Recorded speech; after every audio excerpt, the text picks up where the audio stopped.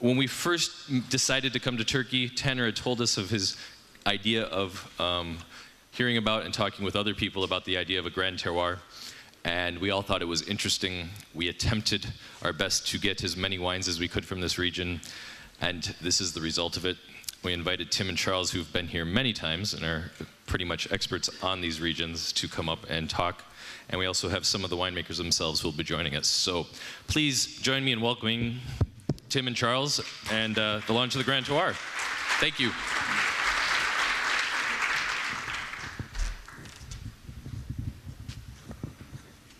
Thank you, Ryan. Now this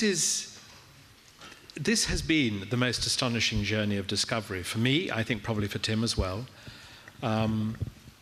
It started with coming here to Turkey in 2010 and discovering these extraordinary native grapes with their deeply confusing names. And then an even bigger moment of discovery for me was the conference that happened in London that was organized by Tanner called Discover the Roots. That was in February 2011. And we revisited the wines that we'd met for the first time here in Turkey the year before. But also, we heard speaking for the first time the amazing Pat McGovern and José Vuillemoj. And I went back home and I bought one of Pat's books, and I was fascinated to read it. And José I saw again in another conference in the north of Italy. And, you know, he'd done more work, he'd found more things out, he'd made more genetic conclusions. And I'm still waiting for the copy of Jancis Julia and his authored books, Wine Grapes, book, singular, Wine Grapes. It's only one book, but my goodness me, it weighs the same as 3. But it hasn't arrived yet. I paid my money, but somehow the book hasn't arrived. And I saw Jancis the other day, and she said, I said, you know, I'm looking forward to getting your book. And she said, oh, how did you order it? And I said, through your website.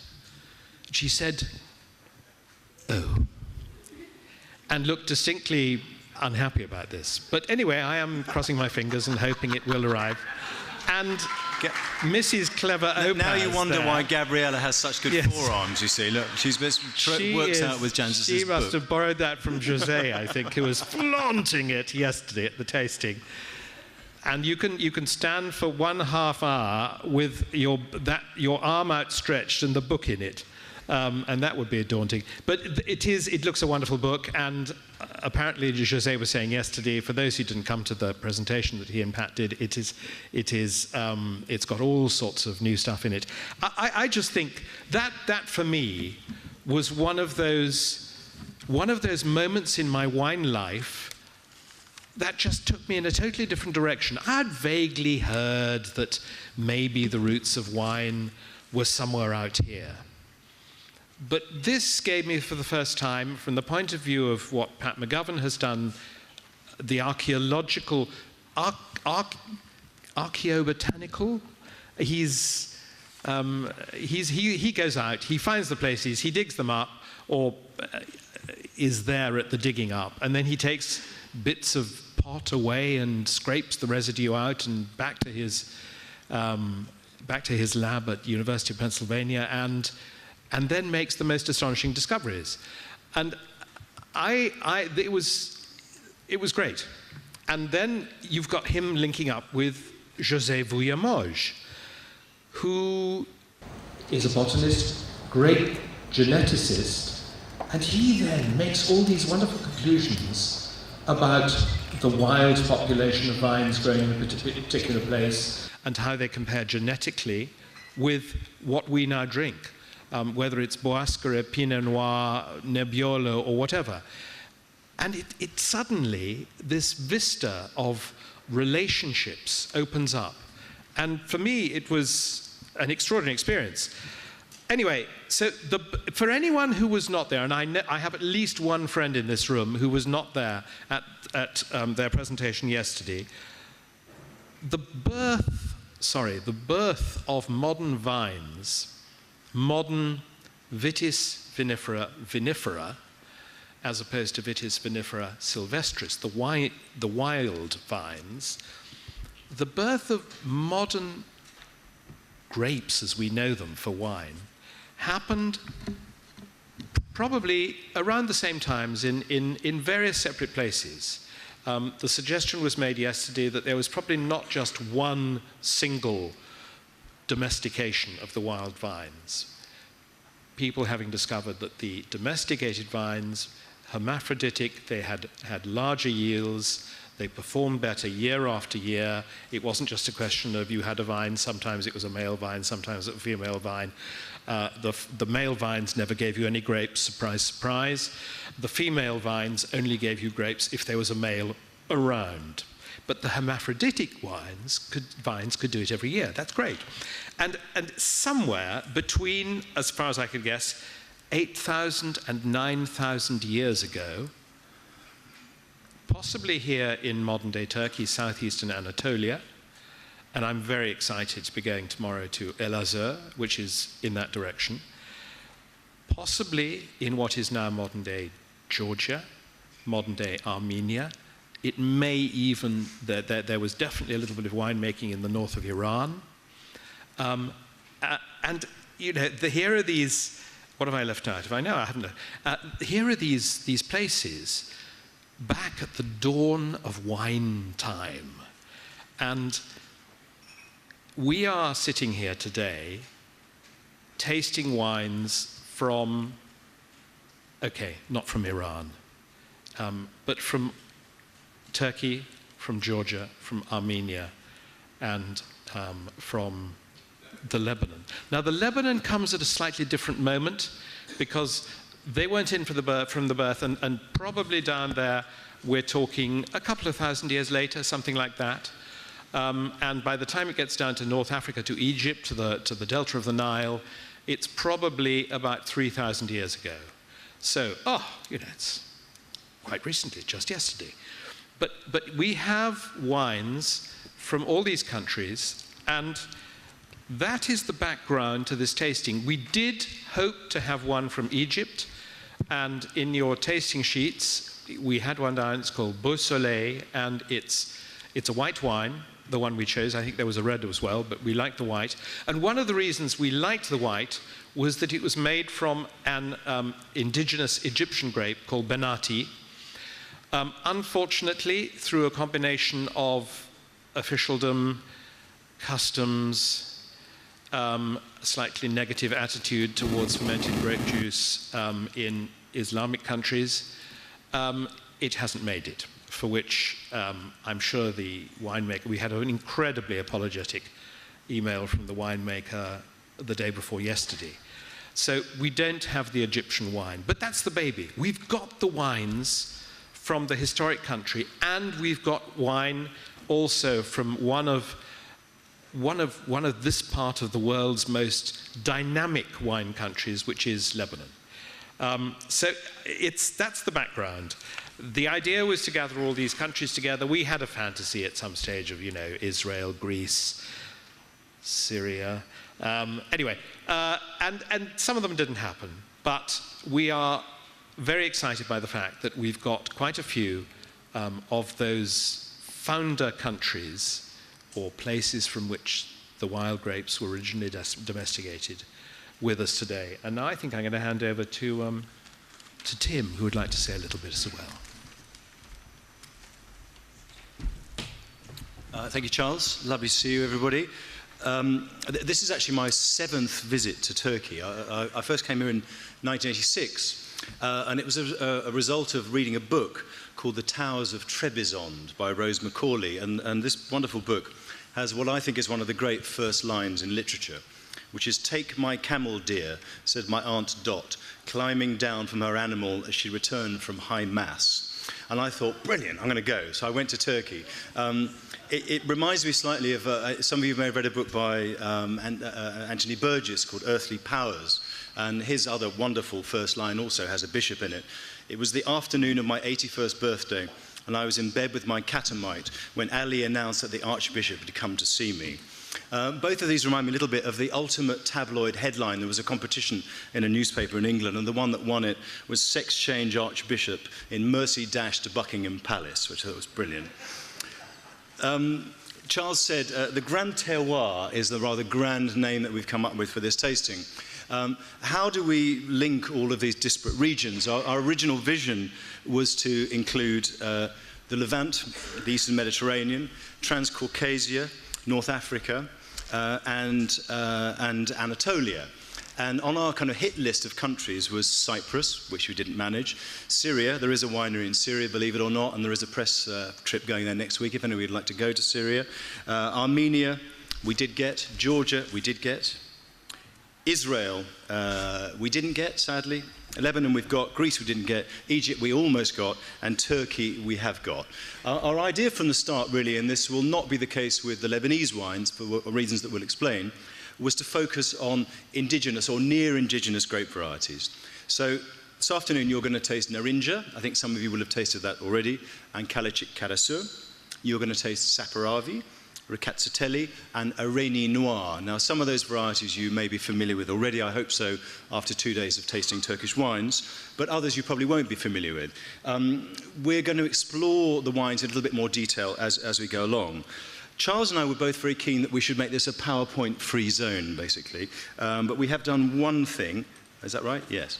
We decided that in the spirit of Twitter, as we introduce each country, Charles and I would do a tweet with the EWBC hashtag, he's the wine singer, I'm Tim Atkin, summarising the country in 140 characters. So it's a little bit like that Monty Python sketch where they have to summarise all 7 volumes of Proust's À la recherche du temps perdu in 2 minutes while wearing a swimsuit. So it's the All England summarised Proust competition, but for Twitter. So that's the idea. So as we introduce each country, we will tweet, and if you want to retweet it or disagree with us or whatever, that would be absolutely fine. Okay, I think, Charles, we shall kick off with wine number 1. Wine number 1 comes from Turkey. Tweet going out now. My attempt at microphone nearer. We didn't actually rearrange the wiring for this microphone, so at some stage it's bound to fall off, and I apologize in advance. I don't want it to deafen you, but there is a possibility that it may be slightly loud. Wine number 1 is, as Tim has said, it's the only one which involves a non-native grape, or a grape that is foreign to the country in which it's been apart from the two Lebanese wines. Yeah. Apart from the 2 Lebanese, sorry. And this one it's a blend of Narinje and Chardonnay, and there is 67% Narinje to 33% Chardonnay. It's all oak fermented, but it's not new oak. And it comes from Cappadocia. So the region with the pointed, funny fairy tale mushroom type picks. I'm sure you've seen pictures. Joel is nodding vigorously because he was climbing up one not so long ago before writing his book, which I have yet to read, but I'm looking forward to it. So Cappadocia, extraordinary place. It's one of those places that you see in books named 1,000 Greatest Places to See Before You Die, because it is just such an amazing landscape.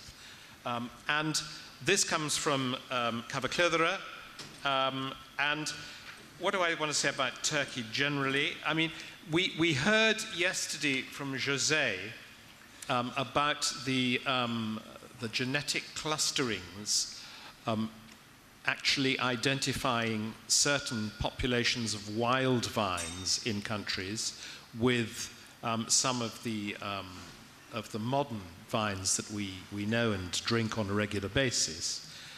And a lot of these do seem to hook up with southeastern Anatolia. So basically, the southeast of Turkey. and the east and southeast of Turkey. And there is a huge amount of similarity genetically between the wild grapevines you can still find there. And there were pictures of both José and Pat teetering dangerously on the edge of the gorge of the river Tigris, discovering, fetching berries and collecting seeds and doing the terrifying things that botanists do while we sit at home at our computers and swill wine.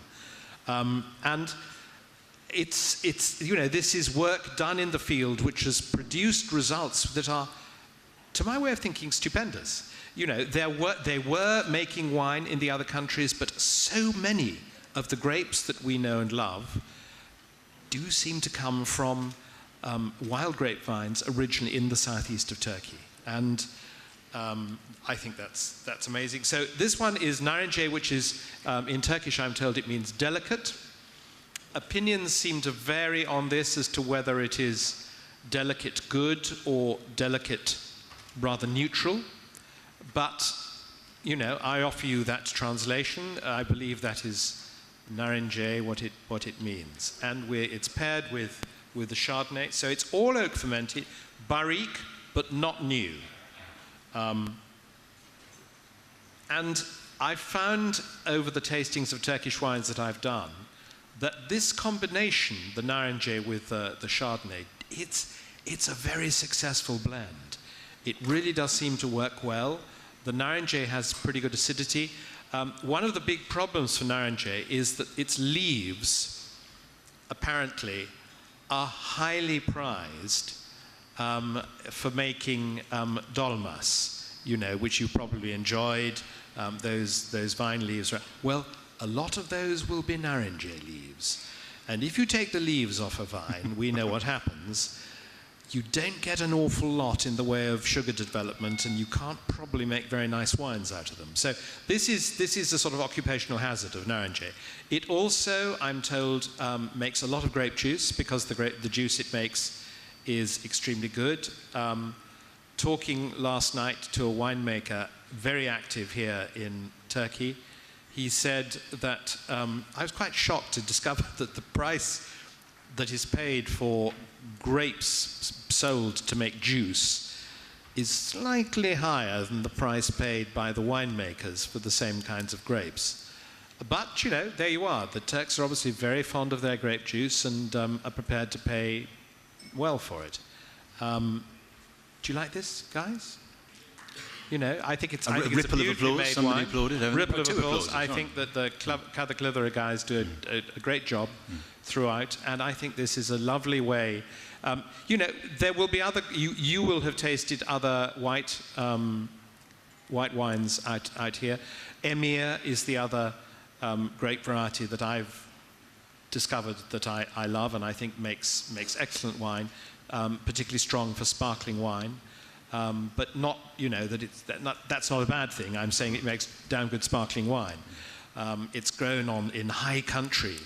I remember that when we went on one trip, Tim and I, in 2010, I remember going to the winery and being issued, it was pouring with rain. Yes, it was. And we were issued with bright yellow wellies, which featured prominently in the pictures that we took on that trip.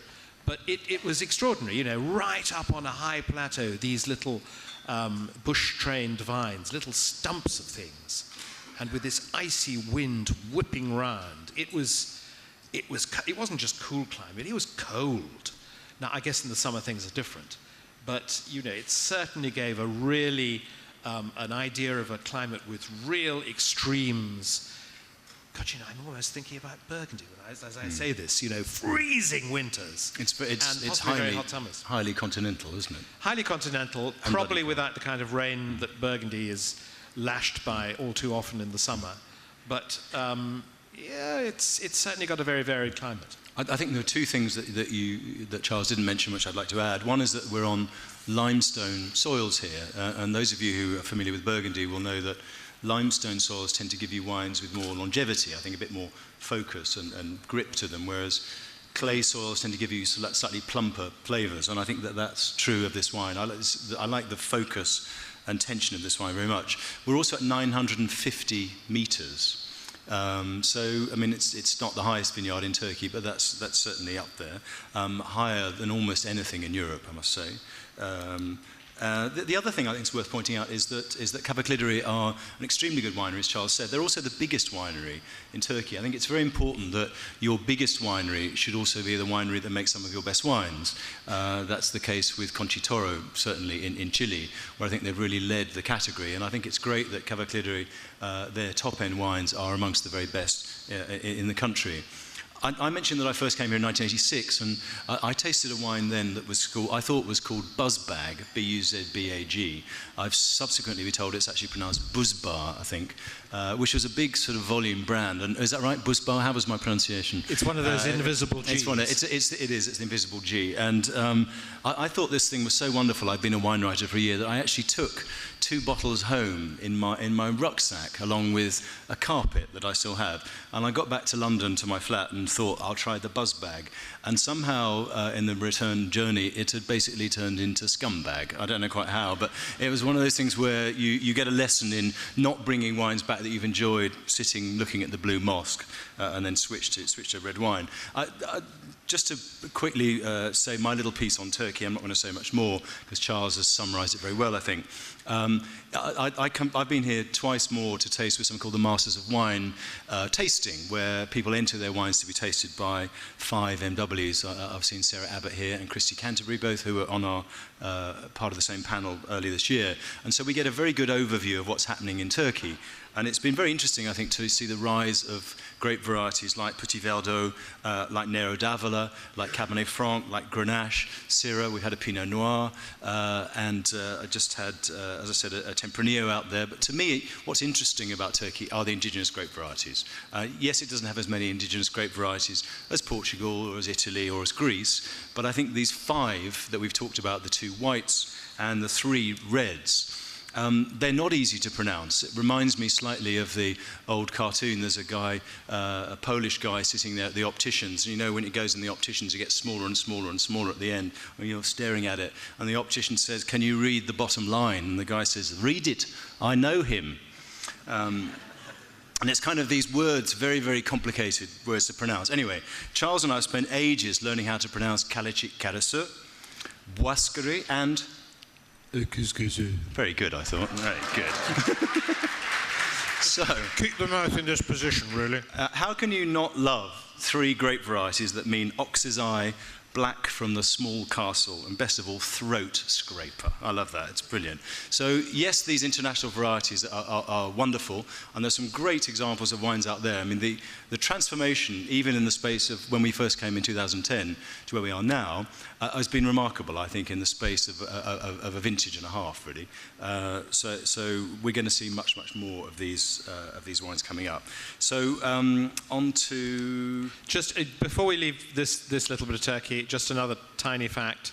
6th largest producer of grapes in the world. 2nd largest, apparently after China, of table grapes.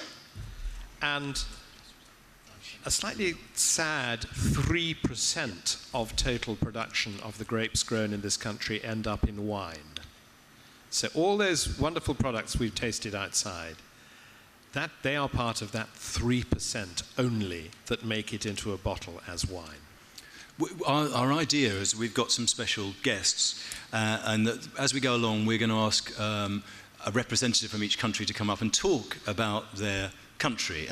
We've just forgotten to do that on the Turkish one, as Ryan just told me. So we'll ask Daniel O'Donnell, who, as his name suggests, is actually not Turkish, he's American, but we'll get him to come up when we do the 2nd Turkish wine, just to give his impressions of the country and fill in any of the gaps that we've left. Fantastic. Charles, what is wine number 2? Are you ready to tweet your tweet? I've twat. You've twatted, have you? Yeah, absolutely. You have twat. I absolutely. Yeah, very good. You shouldn't say that in public, Charles. Right. So, and have you done your 2nd tweet? No, I haven't. Is that me as well? It's you again, I'm afraid. Sorry, which means sorry, to say, while could you busk till I'm ready? I shall busk. Yes. Sorry. Yes. What we'll do? Okay, let's do that. Yeah. Okay, let's do that. Whoops. And I have a representative here from the winery, from the Terroir Valley Winery, and I've just momentarily lost your card. So I'm very rudely, I can't remember your name, so please would you introduce yourself? So my name is Shota Kobelia. I'm CEO of Terroir Valley, of the company, the second sample you're tasting now, and we are representing country Georgia, and I'm really proud to represent our country because in this wine and in every Georgian wine you can find 8,000 years of history of winemaking, wine production and wine consumption. And Georgia himself and the wine himself are together. You could not find Georgia separately out of the wine because it's part of the culture, it's part of the human lifestyle in Georgia, and it's kind of spirit of Georgia. And Georgian wine mainly made for the typical grape varieties, which are like a Georgian grape varieties and which are very unique, and you could not find them somewhere else in the world. So enjoy our wines, enjoy taste of our wines, and I just would like to mention one more time that also the wine you are tasting is made by traditional method of the winemaking, which is Georgian traditional method of the white winemaking. So we are using red winemaking method for the white winemaking, but we don't steam grapes. So it's fermented with the seeds, skins, and steams together. And it's made in the clay vessels under the ground. So it's fully covered by the ground during the fermentation. Can you just pronounce the word for the clay vessel so we can get an authentic Georgian pronunciation? The clay vessel in Georgian is the kvevri, so we call it kvevri wines. Okay. Thank you. Thank you very much for your attention. Thank you very much indeed. A little back. Do you want me to do background, or you do background on this? Bit of background. No. 6,000 years of wine history. Is this your tweet? No. My tweet is out there, folks. I have past particle tweeted it. What, not the other word. 525 native grapes, and they've got already a collection of 430 of those at the National Centre for Grapevine and Fruit Tree Planting Material Propagation, which is great because they have really gone out there, they've collected the material, and they've got this staggering collection of 430 original vines, which is just great. The grapes that predominate in red winemaking, I'm sure you're aware of Saperavi. There's Ojaleshi, Alexandrouli, and Mujuretuli. And the whites, Rkatsiteli, as Tim has already mentioned, Mitsvane, Solokuri, and Chinuri. So, you know, it's a different language, it's a different script. The script, they say, derives from the curling tendrils of the vine. It may not be true, but it's a lovely idea. Sounds like a marketing ploy to me. Well, you know, I don't mind it. I could see that in vine tendrils. It's part of what's known as Transcaucasia. It's the main wine regions are between the ranges of the Caucasus Mountains. Most of the wine, which is apparently about 70%, is produced in Kakheti, which is the furthest south of the regions, and that produces about 70% of all the wine in the country, and is further subdivided into Telavi and Kvareli. And the other wine regions are all up the western side of Georgia, Kartli, Imereti, Rachalek, Kumi, Kvemu, Svaneti, and Abkhazia. Now, they had a really, really horrible shock in 2006, when for reasons that were, as far as the outside world could tell, entirely political, they said, right, the Russians said, we are not importing your wines any longer. And this was a body blow to the industry. The industry is, they make basically 3 types of wine, and a lot of one of the types was going to Russia. That sometimes it's defined as the traditional style. Actually, it's relatively new traditional, and that was off-dry, semi-sweet. And it comes in both red and white varieties, and most of that was going to Russia, who historically have always had a pretty sweet tooth. And you know the old story about Cristal of Champagne-Röderer used to be an extremely sweet wine shipped to the Tsars because that's how they liked it. It is no longer, I hesitate to add. I hasten to add, sorry. Anyway, they made this style, and suddenly this very large proportion of their export was just ripped away. and the situation has not changed.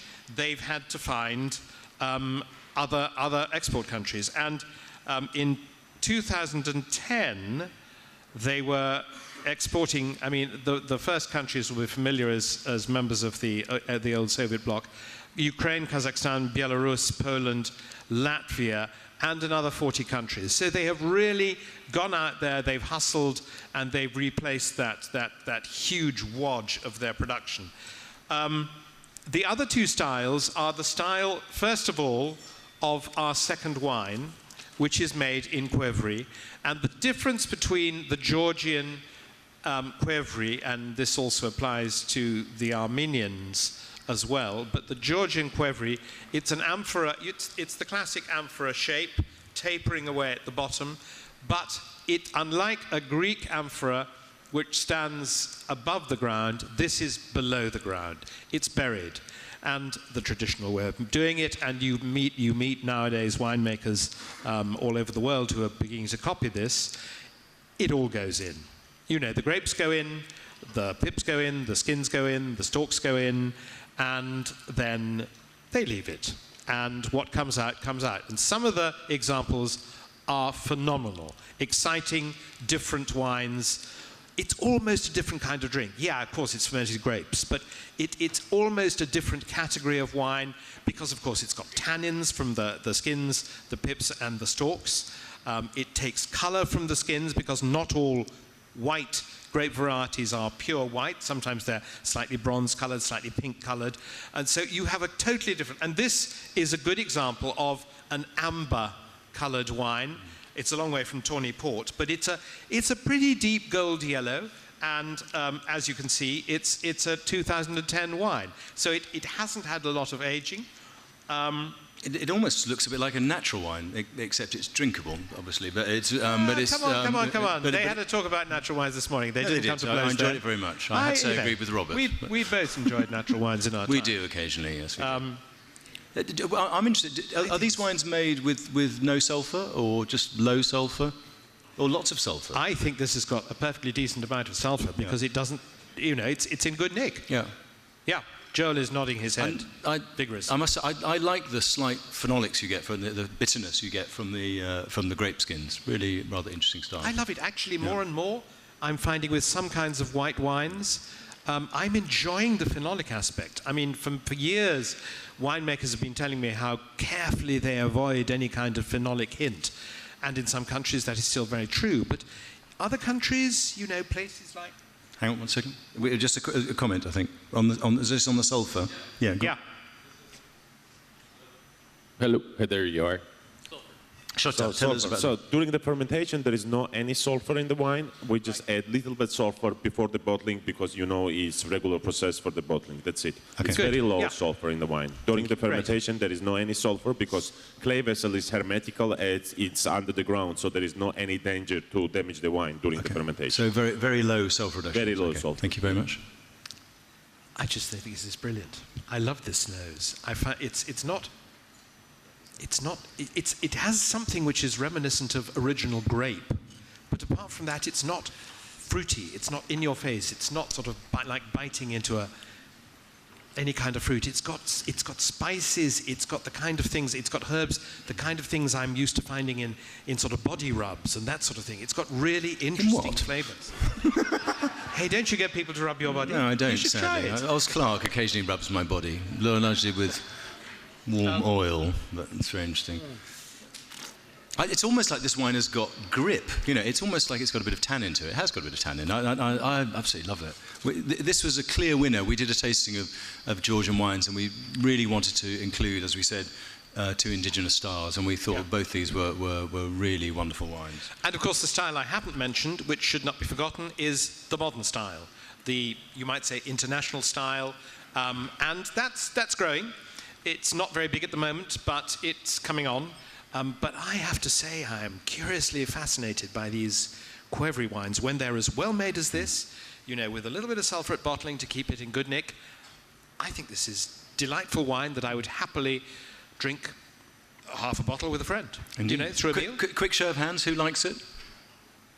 Anyone not like it? There's always one. It's you. No, basically. there are a that's few. right. That's No, fair fine. No, enough. that's It's fine. a very different style from all that No. we have been taught to like.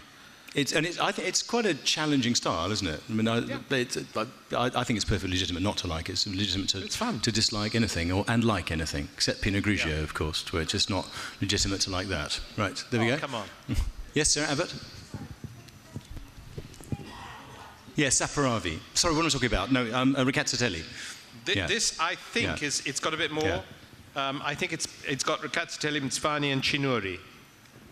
That's what the information I saw. Was it? Okay. But I'm looking over there at our Georgian friend, Ricazzatelli, Mzvani, and Shota? Chinuri. Two of them.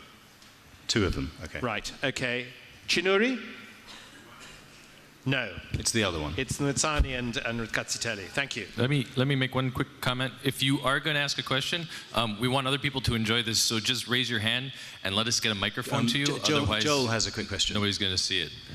If anyone's asking a question, can you just keep, because we're pushed for time, we'd like a question, not a statement. I'm not directing that at you, but at everybody generally, please. Joel Butler, Seattle. Not a question, but a comment that if we were living 2,000 years ago, or as we put it in our book, if Jesus came to dinner, he would recognize this wine because this is pretty much the way wine was made and what still is being done in Georgia. There's a lot of good wine like this, but it is extremely different Thank you very from much. what we are used to. Nifty plug for your book there, Joel. I like that. Very good. Well done. No, it was an interesting comment. Thank you. Okay. Again. Oops. Oh, God, I can't get it to go forward. Sorry. Again. Vamped already. No, I can do it. There you go. Yes. Just in case any of you were wondering which the wines were, this is the authentic tasting order. Aha. So we now move on. Do you want to do this, Tim? No, that's fine. I think we should we? Whoops. Have we changed the order slightly, have we? That's, I think, what they've got in their glasses, which Okay. I thought would be the most interesting. What I'm going to do, first of all, is ask Zorik, who's here today, to come up and just introduce Armenia for us. Zorik, nice to see you. Nice to meet you. Via Milan and London. But I'm presenting the Armenian wine. I'm Armenian. Speak a little closer to the mic. Yeah. Fantastic. As most of you will know, Armenia is one of the oldest civilizations in the region with a history that dates back thousands of years. Concerning wine culture, our ancestors, Urartian kings in 8 BC, were referring to Armenia as land of vineyards. There are also mentions by Greek scholars, Xenophon, Herodotus, Strabo, mentioning wine trade on Tigris River by Armenian merchants exporting their excellent wines to Assyrians and beyond. For us Armenians, one of the most important dates in our history is 301 AD. That's the date when Armenians adopted Christianity, becoming the first Christian country in the world. By doing this, wine becomes even more important because it's used also in religious rituals.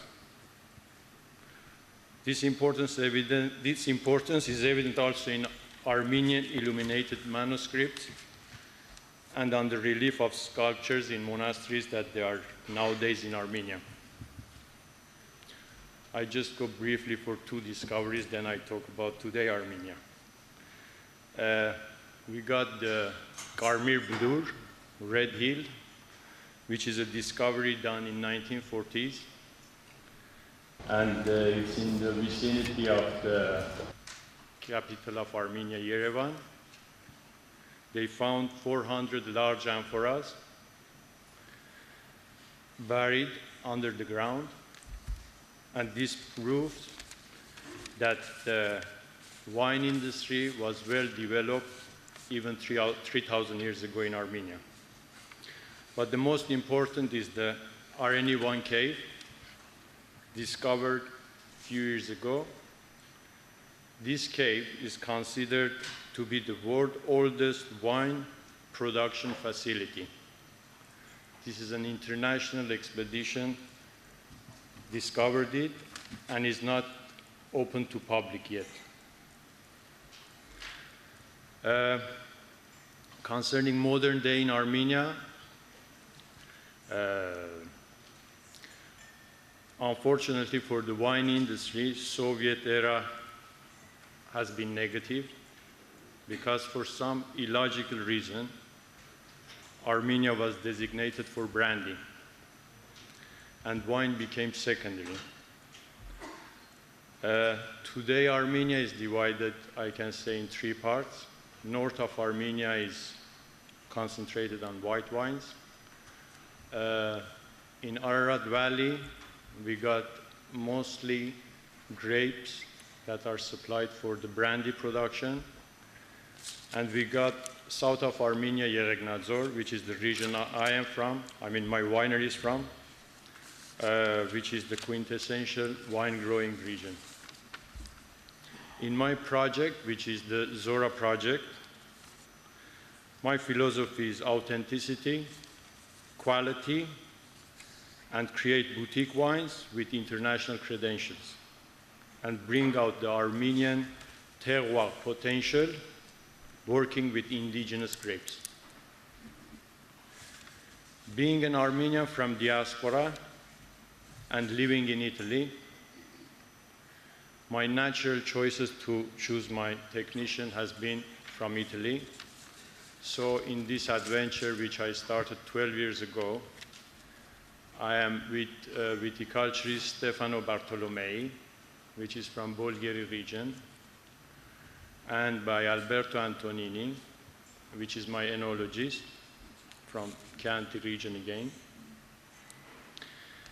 And before entering in this adventure, I started by testing the terroir. The tests were done in the University of Milano and University of Florence by Professor Scienza and Professor Attilio, which both of them confirmed the optimal terroir of Yeregnadzor, which my vineyard is in 1,375 meters above sea level. Our soil is a rocky soil rich of limestone. Daily thermal excursion is 20 degrees. And we are so lucky to be able to do the harvest by end of October, push it back by end of October. I've just finished my harvest 15 days ago, and it was, by the way, very good harvest. The grape we are working with is an indigenous grape, Areni Noir. It's a result of intensive field selection, and it's an ungrafted grape. It's on his own roots, because phylloxera has never arrived to Yeregnadzor region. It has a very thick skin, Areni, and this helps from the strong insolation during the day in the ripening season. And it protects also the grape from the illnesses. Aging, the real blending in our wine is in the aging. We do three kinds of aging. We have the classical French barrels. We have the Armenian barrels, which are different to French barrels in the sense that in Armenia, being less precipitation, the trees grow slower, so the wood density is different, so the reaction to wine is different. But the most important, exciting is our exciting aging is our amphora aging, which we bury them under the soil after the fermentation. And we keep them under the soil and controlled.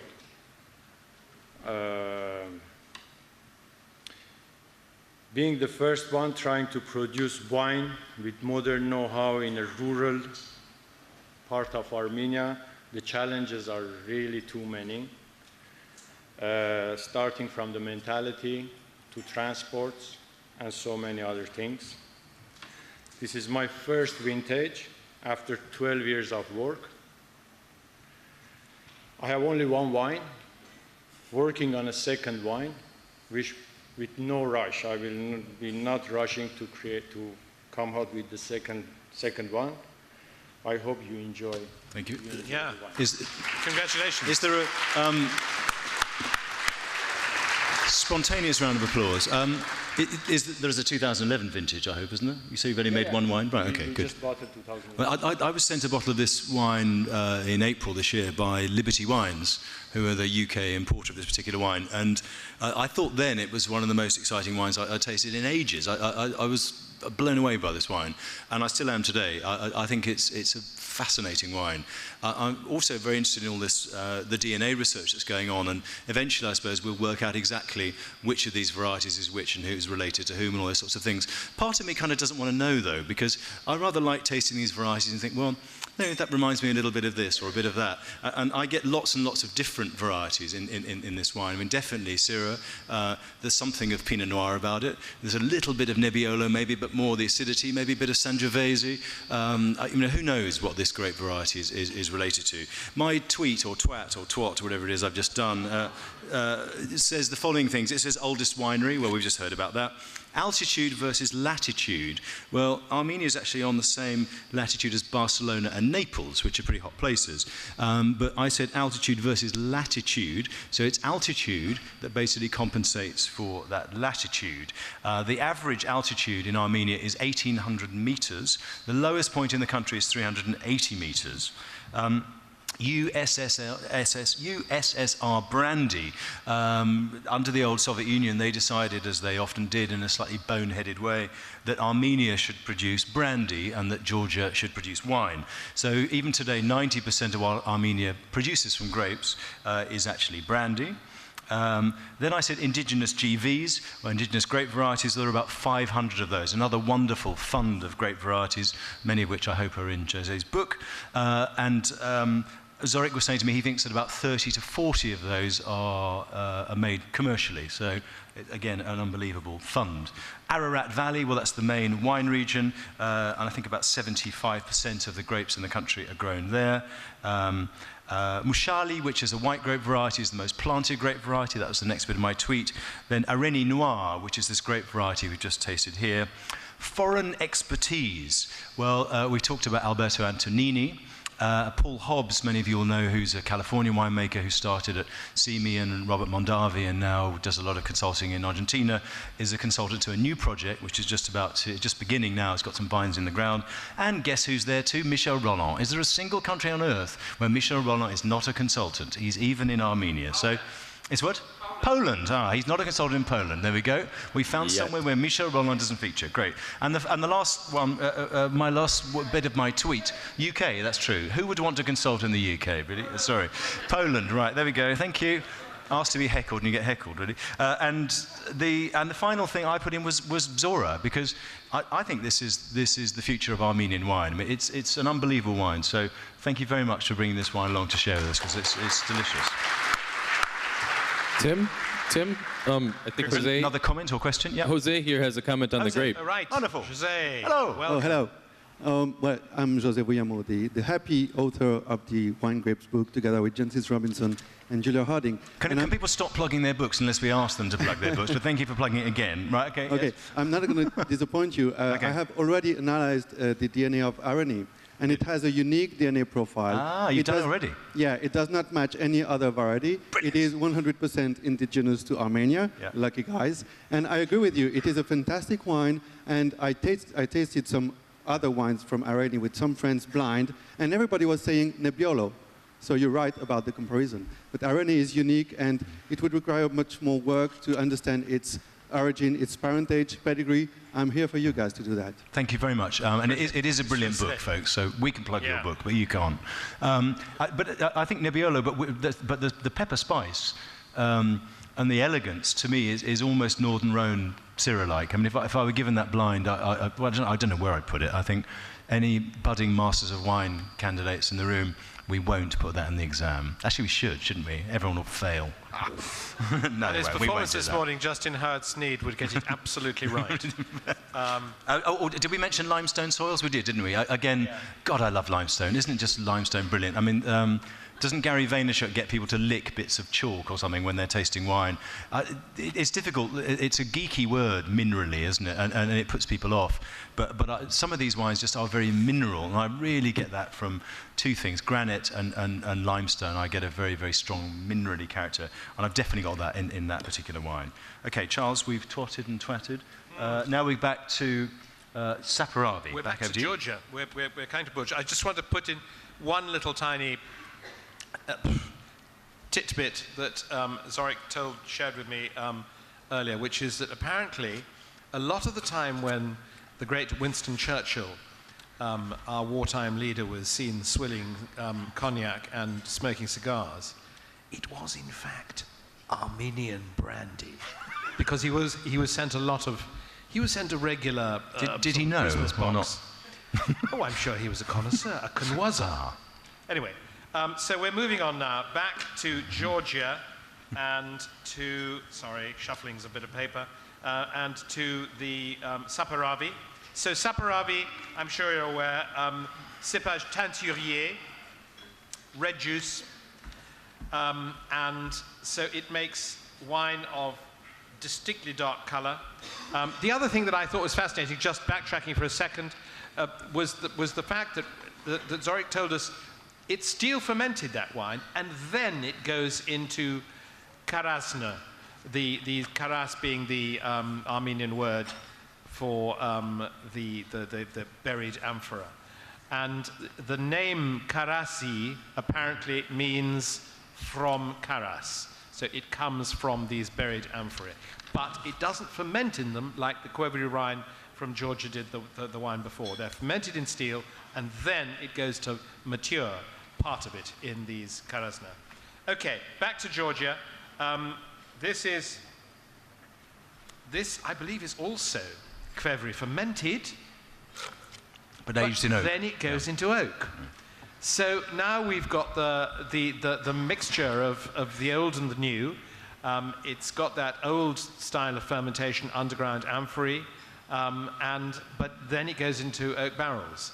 So I mean, Saperavi is a fascinating grape. You don't have to try very hard to get the color into it, it makes, in my way, it makes wines of a sort of inky, meaty kind of character. And this one, you've got a little bit of oak overlay there, but it's got sort of freshness and brightness, a sort of plummy fruitiness, and this definitely savory, meaty character. By the way, I'm having completely to revise my thoughts about umami, since I was told last night that it doesn't just mean savory. Apparently to the Japanese it means balance and harmony of things. I just throw that in to confuse you folks. You know, I thought I had umami nailed. There we are. So it's definitely got that savory character as well as the oak.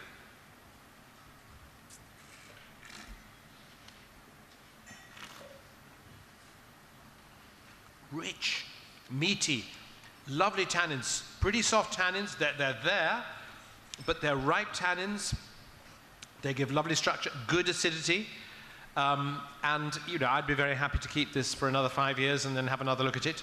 I think, you know, if one of the measures of whether a wine is great is its ability to age, I think this stands a chance of going in there and let's see how it turns out.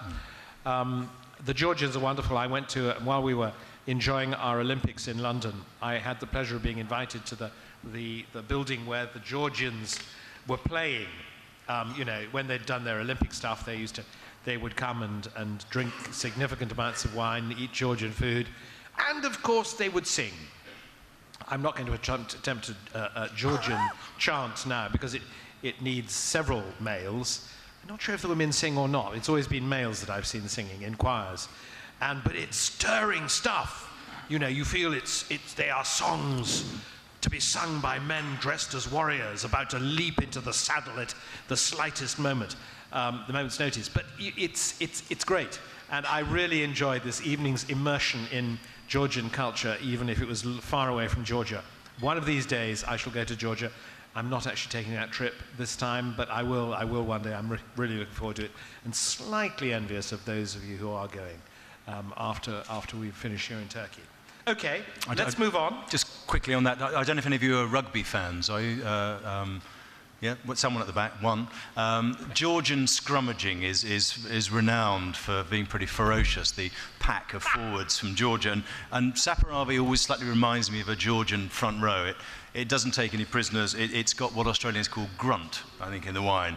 It's a pretty fearsome wine, but again, delicious. And a wine that tastes of its place. You know, I think that increasingly we live in a world where about 9 grape varieties are planted everywhere. And I think it's wonderful, and again, a quick plug for Jez's book, that all these new varieties are finally being recognized and talked about. And I think there's a new website going up called, what's it called, Wine Mosaic? Are they here? Anyway, Wine Mosaic is going to look at sort of under-recognized grape varieties, particularly, I think, around the Mediterranean and the Levant and Transcaucasia. So check that out. Okay, Charles, it's time to move on to Lebanon. I shall just quickly twat. Where we go? Hang on. Thoughts, your 140 characters Okay, worth of thoughts. so my 140 characters here are as follows. They are Bacchus, Byblos, Ottomans, Jesuits, French Mandate, Bekaa, Beirut, Musar, Civil War, Bordeaux meets the Med, sectarian, and instability. Very quickly, just to go through those quick points before I bring Michael up to give us a little bit of his experience of what it's like, his experience of the Lebanese wine industry. Bacchus, any of you been lucky enough to go to Baalbek, which is a wonderful Roman site in the northern Bekaa Valley? There is a temple of Bacchus there. The intriguing thing about Baalbek is it's actually a Hezbollah stronghold. And Hezbollah, the so-called Party of God, are not particularly keen on alcohol. In fact, it's difficult to get a drink there. But it's just showing you that the Romans made wine there. There is a history, despite what Charles said, I think that goes back to probably 5000 BC of making wine in what is now Lebanon. My second point was Byblos. Byblos is a Phoenician town. The Phoenicians took a wine called Bybline all over the Mediterranean as far as Gibraltar, and they used to preserve the wine under a film of olive oil, apparently. I talked about the Ottomans. The Ottomans conquered the country, and they created the Principality of Lebanon in 1516. The Ottomans, a little bit like Hezbollah, not very keen on alcohol. So as part of the Ottoman Empire, the wine industry went into decline and disappeared. Jesuits, 1857, Chateau Cassara. Some Jesuits came from Algeria and brought Cinsault with them, and Cinsault is still one of the great, I think, great varieties of Lebanon.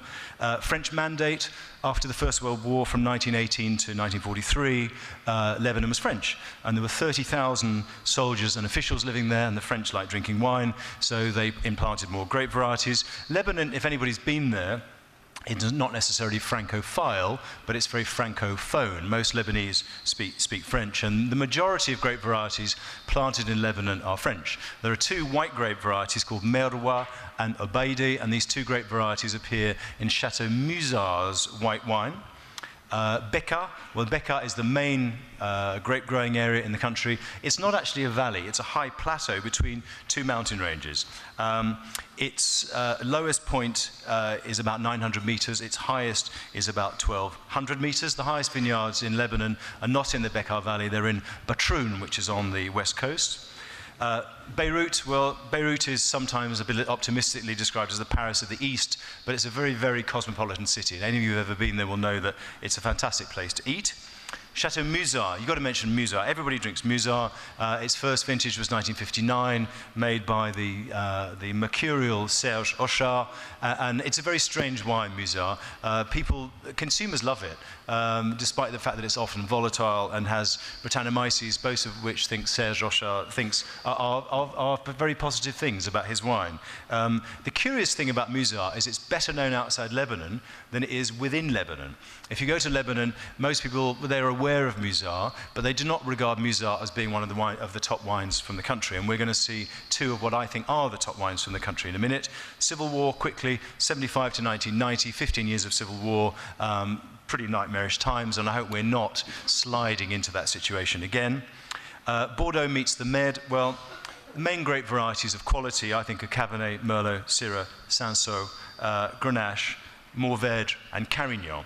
So there is something of the structure of Bordeaux, but with this Eastern Mediterranean stroke Southern Rhone character to many of the wines.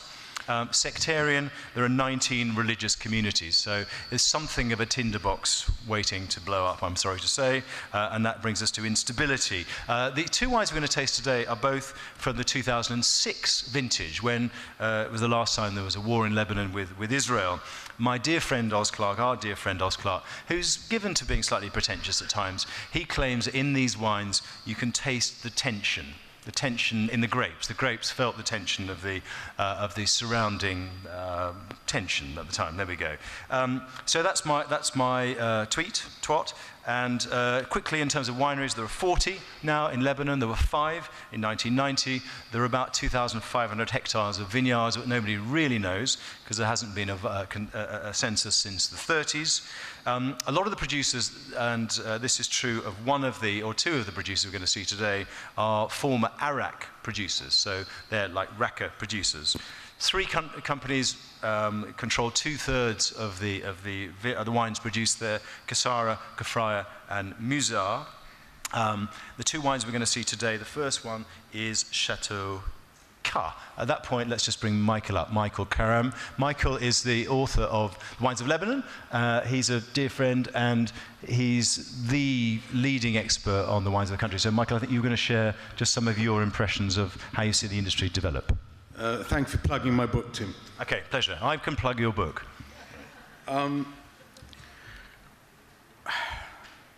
First of all, I'd like to say it's a great privilege for me to be here. I normally write about wine, and so normally I'm where you are today, but I make no bones about the fact that I enjoy promoting Lebanese wine because it's been an amazing journey the last 20 years since the Civil War ended to where we are today. I actually returned to Lebanon from England in 1992, so I've been there for 12 years now, and it was actually a very, very good place to begin to understand the evolution of Lebanese wine. Tim touched upon the fact that in 1990 the Civil War ended. If you were in Beirut in 1990 and you went to dinner at a restaurant or someone's house and you wanted to be the bee's knees, you'd slam down a bottle of Black Label on the table, and that's what you would drink. Wine was considered something that mountain people had when it was cold, and in the summer you drank beer. The selection of Lebanese wines on the shelves at the time was very, you find old bottles of Chateau Kasara, Kefraya, a couple of bottles of Musar. The Lebanese wine industry was just suffering the biggest hangover it had had since the Civil War. In the 20 years that we have had since then, I had the chance to meet 2 years ago this month, Tim, in Beirut. We drove around the north of the country. Tim was in Lebanon as a result of the Wines of Lebanon generic campaign, which is where we are today, and this is why I am here today talking to you, because of this campaign. It's self-funded. It's a huge achievement for the 12 members of the Union Vinicole du Liban to get themselves together to have this campaign, and Lebanese wine is at a very exciting point in its evolution. Charles mentioned that we weren't in at the birth. Yes, that's true, although I think Patrick McGovern would say that we've been making wine for 7,000 years. So we weren't in at the birth, but we've been doing it a long time. But I think this whole heritage thing doesn't really count for much. It's a nice story to tell, but if the wines you're making these days are not up to scratch, then you can have the best history in the world, but the consumer doesn't really care. And I think in Lebanon, this is what we're trying to do. We're trying to improve our quality. We're trying to meet the demands of the modern consumer. And eventually, once we get over our obsession with oak and Cabernet Sauvignon, and they'll probably sack me for saying this, but and we start to embrace, as Tim said, the more indigenous red grapes that we have. I know Sanso is not an indigenous grape, but as far as I'm concerned, it is the grape that really expresses the fabulous terroir of the country. Once we begin to really embrace the grapes that express who we are, and we build an identity, and we start really realizing our potential, then I don't think our history counts for very much. So I think that's what we're doing. We're trying to build quality. We're trying to, as I said, reach out to the modern consumer, make them understand that Lebanon has a fabulous wine history, wine culture, and to let them ignore the negative aspects of Lebanon, the sectarianism, the car bomb that happened 3 weeks ago, just set our reputation back.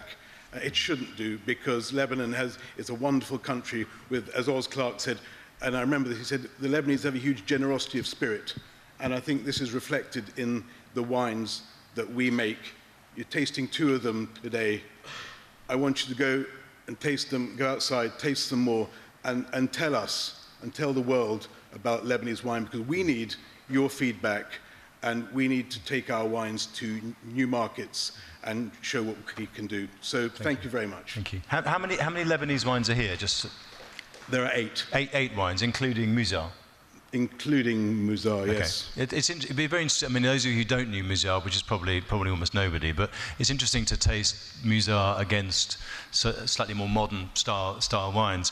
One thing about Serge Rossard is that, like the two of us, he's a huge fan of Sanso, and he does use Sanso in his red blend. So Michael and I are the president and vice chairman of the Sanso Preservation Society in Lebanon, and it's a brilliant grape. So I'd like to see more of it, please, Fawzi. Yes, you're going to plant more. Just one thing, the first Chateau Muzar vintage was 1930. Oh, was it? Yeah. Serge's first vintage was 59, though, wasn't it? That's right. Okay. Serge's first vintage. Okay. Right. Thank you, Michael. This wine now illustrates a number of the points I made earlier in my tweet. The wine, or the owner of this particular Chateau Ka, is Akram Kasalti, who trained in Burgundy in the 1960s. And a lot of the best winemakers in Lebanon have actually trained in France, either at Montpellier or Bordeaux. And there are also many French consultants in the country, Hubert de Bouard and Stéphane de Renoncourt, just to name 2, but not Michel Rolland. That's another country where Michel Rolland isn't, actually, yet. This is a slightly sad story in many ways, and this winery was created, Akram Kasalti created this winery in 1974, and his first vintage was in 1975, the first vintage was in 74, and the Civil War broke out in 1975, and somebody broke into his winery and smashed open all the tanks and poured all the wine all over the ground, because they decided that wine was an evil thing.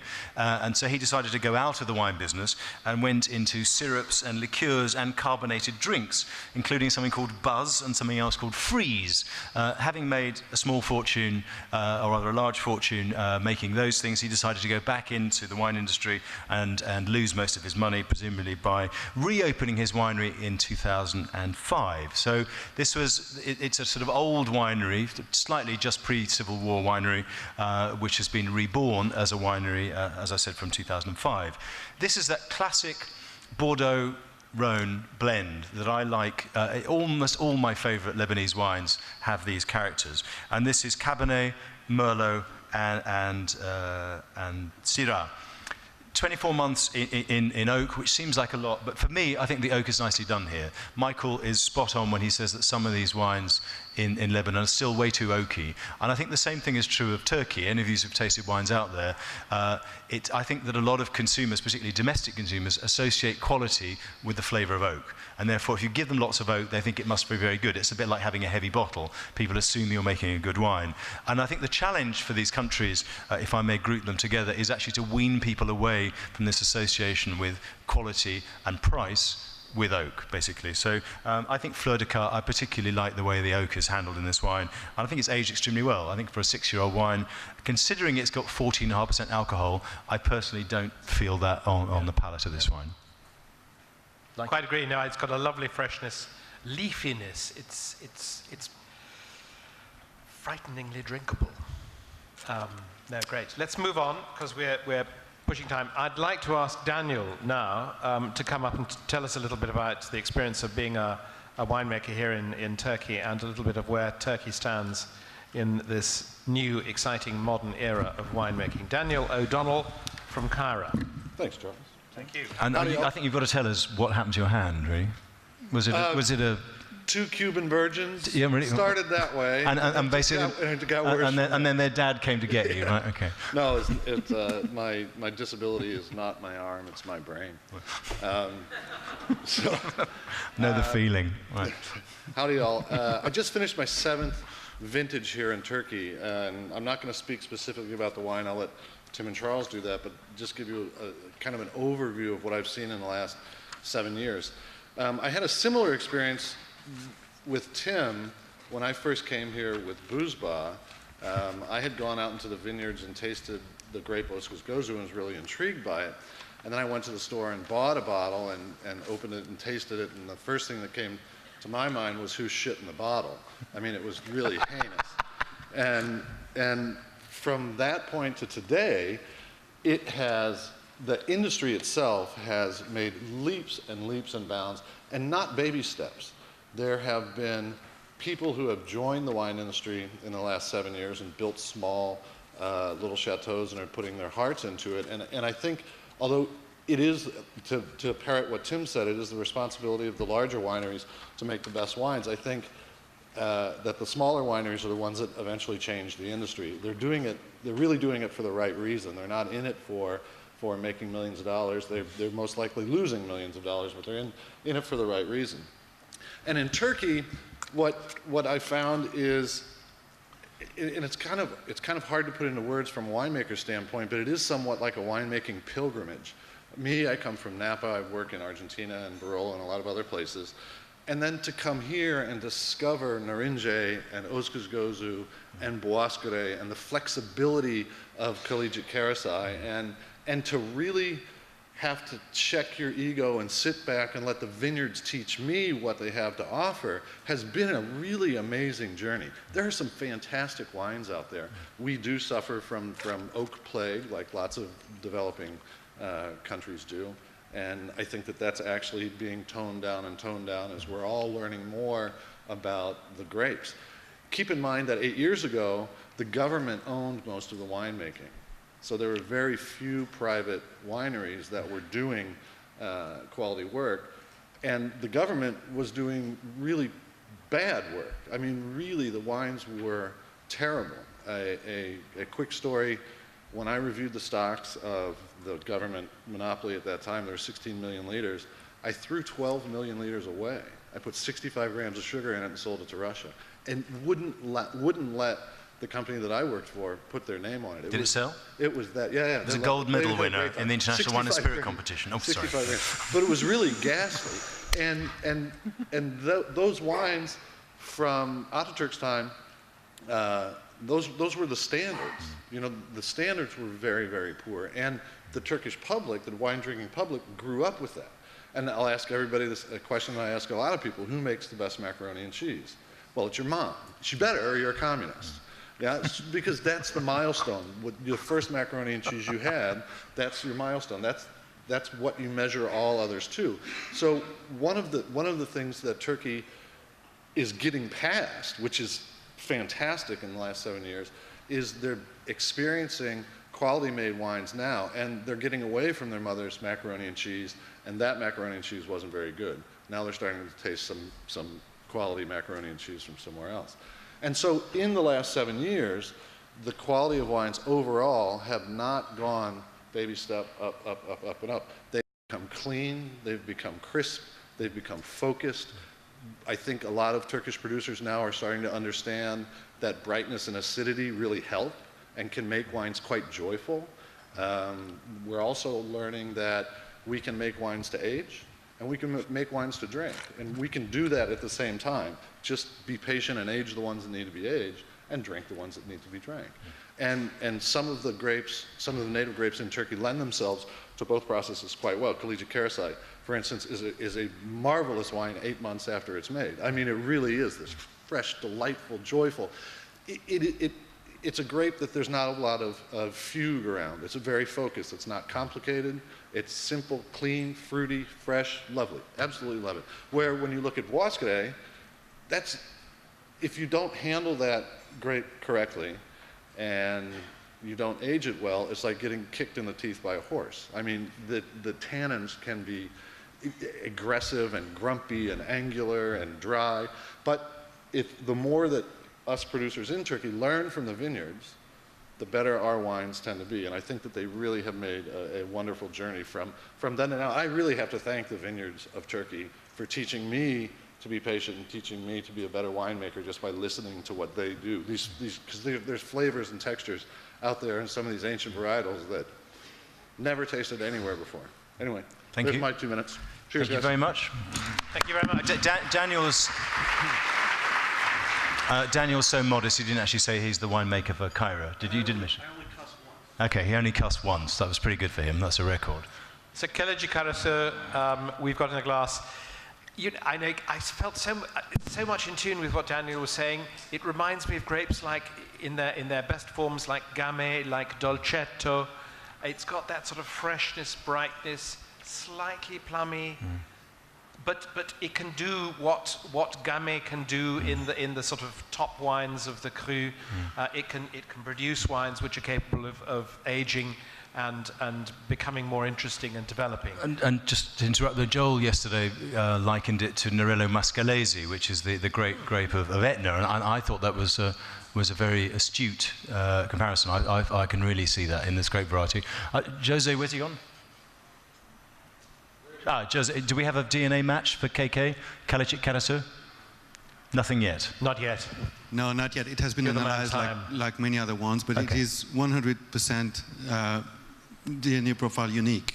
Okay. I mean, it is not matching any other one. So it's not the parent of anything, or might be. It requires more studied, detailed to know that. So okay. Thank you very much. Of course, it comes from That's volume 2, isn't it? When it comes out. Yeah. It's not in that southeast Anatolian part of Turkey that you've been looking at. It's more northern Turkey. This is central Anatolian, isn't it? Kara, yeah, it's sort of near Ankara. Yeah.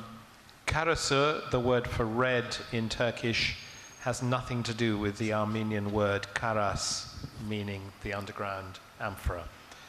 They're just two words. Okay, on to the last wine. Tim, we're back in Lebanon.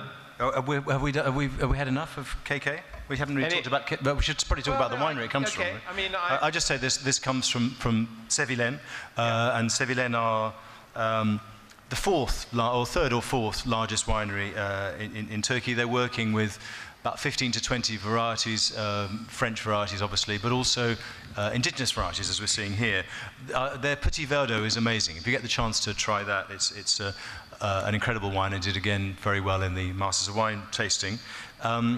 I think what's interesting about them is that they've taken a grape variety here, which is a central Anatolian grape variety, and they've planted it in Güney, which is a part of Denizli. So we're closer to the Aegean, basically. So close to here, really. And it's interesting to see how this grape variety is performing outside its home stomping ground, which very well, I think, and it seems to be retaining its typicity, which, as Charles said, is very Gamay. It's red fruits. I slightly disagree with Daniel in that I think it's more complex than you think. I think that this has hidden depths rather than hidden shallows, and I think it is a wine that yes, it's forward, yes, it's charming, yes, it's easy to drink, but that doesn't mean it's not capable of complexity. I think it's a really interesting grape variety to me. It's not just a quaffing, bubblegummy style of wine. It would be a bit like saying that Beaujolais is just about Beaujolais Nouveau. It's obviously about much more things. And I think your comparison with the Cru is a good one. This is the 2011 Plato. This is made from 10-year-old vines, so not particularly old vines, 8 months in French oak. And that's quite unusual. Most people don't oak age their Kaleci. They're tending to make it in a stainless style to promote the fruity style of things.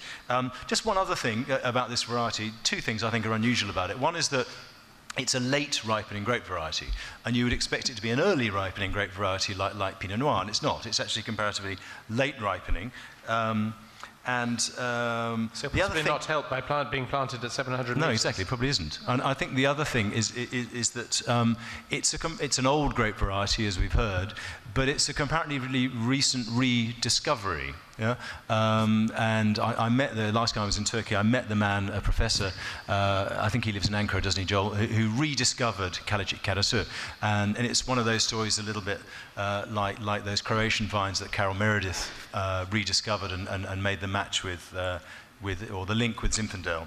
So. Yeah, we're drinking something which very nearly disappeared, and again, it's part of that historic story. Anyway, Charles, on to the final wine for you. On to the final wine, that's you. That's it's me, country, sorry. It's Lebanon, and we're on, as you can see, to Domaine des Tourelles, Marquis des Baies. It's wonderful. It's wonderful to have many of the winemakers who made these wines in the room, and I hope I speak for all of us by saying that it's been a privilege to taste them so far. And Fawzi's here. He's come all the way from Lebanon. Fawzi, it's lovely to see you as ever.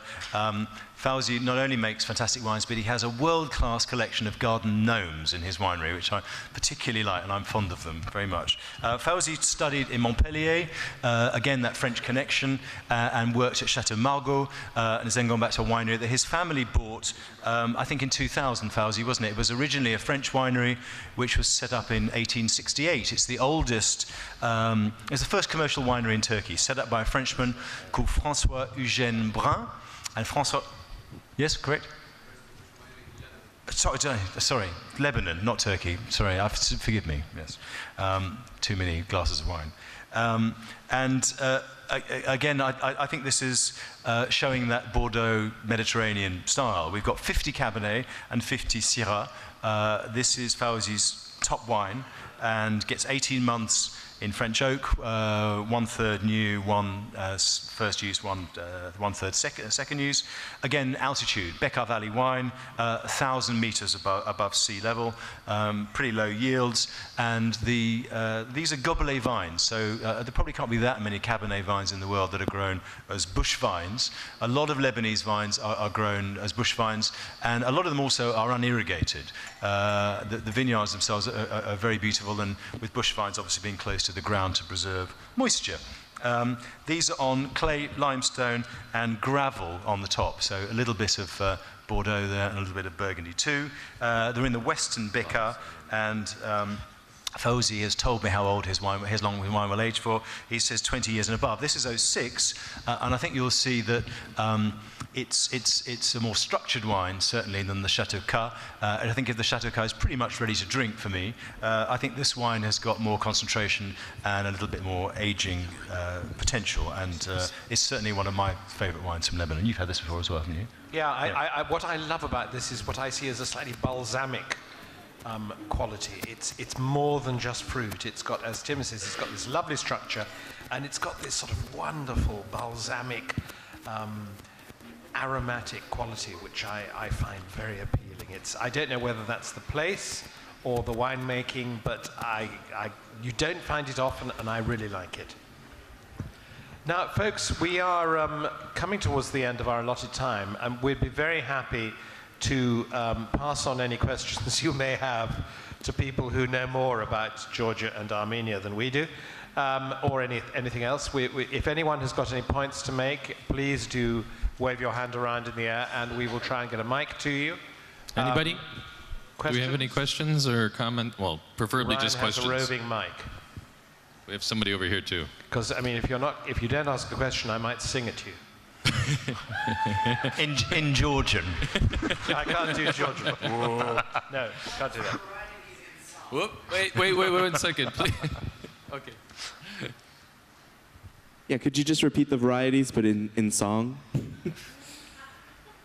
Actually, I can. Then prove it. You weren't expecting that answer, were you? But I can, because actually, as I've been sitting here listening to these wise people talking about these wonderful wines, I borrowed a tune from somewhere from way back in my infancy, and I just thought, actually, about those varieties. It's extraordinary you should ask that question. And I promise you, this is not a pre-plant. That is the most astonishing coincidence. And it goes something like this.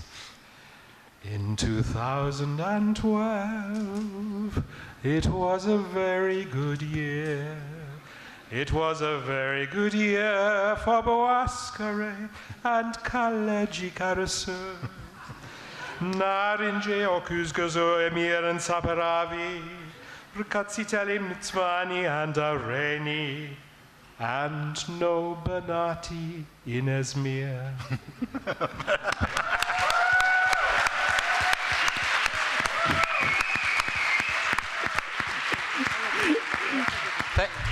Thank you, Ryan, for asking. Thank you very, very much. Great question. I don't think we could end in a better way, so I want everybody to keep clapping and thank Tim here and Charles and all of our guests for bringing their wines. It was, I think, one special tasting. Thank you very much. Thank you. Yep, I have to say something about that. Thank you.